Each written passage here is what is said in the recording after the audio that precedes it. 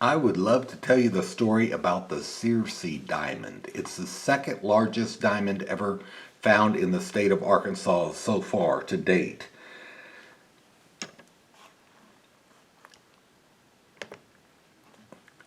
In 1926, a 10-year-old girl named Alice Taylor was helping her father chop cotton. That's hoeing the weeds out of cotton in a field near Searcy, Arkansas. Now, to explain, Searcy, Arkansas is 163 miles from the Crater of Diamond State Park, the source for diamonds.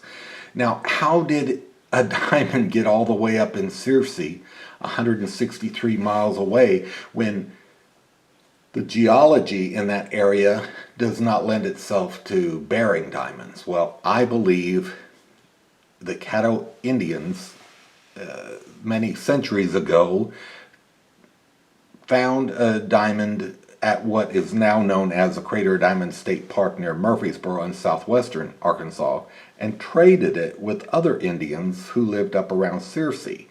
They would trade bows for, well, in this case, a nice shiny rock. That's how I believe it got there. But let's go back to the story we know for sure. So they were out chopping cotton. Um,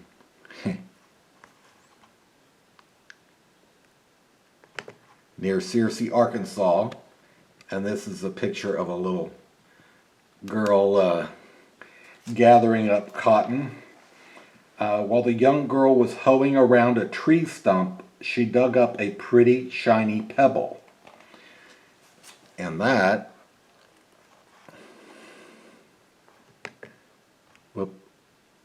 shiny pebble looks like this.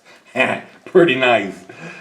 While the young girl was hoeing around a tree stump, she dug up a pretty shiny pebble. She had 4 brothers, and she was the only girl in the family.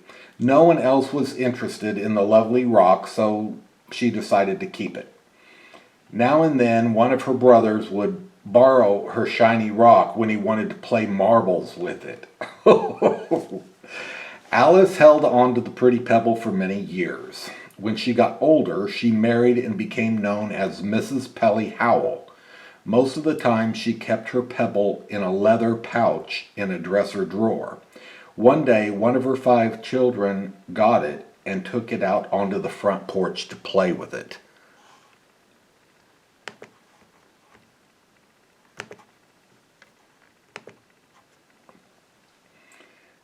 While he was playing with it, it accidentally rolled through a knot hole in the porch board and was lost. About a year later, one of Mrs. Howell's children was searching under the porch for chicken eggs and found the pebble again.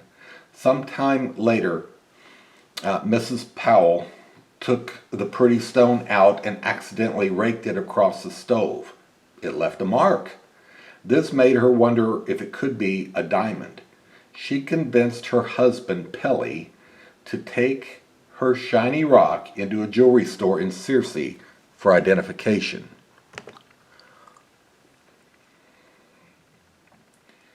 There, the jewelers just laughed at him.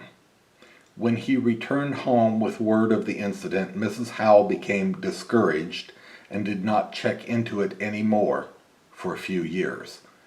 Finally, she got the stone out again and tried to scratch it with a file, but could not. She tested it on some glass and found she was able to cut the glass with it. She then wrote to the Kansas City Star newspaper, and they advised her to send it to the geology department at the University of Arkansas in Fayetteville, which she did. They did not want to commit themselves to a positive identification, so they suggested she send it to Tiffany and Company in New York for further analysis.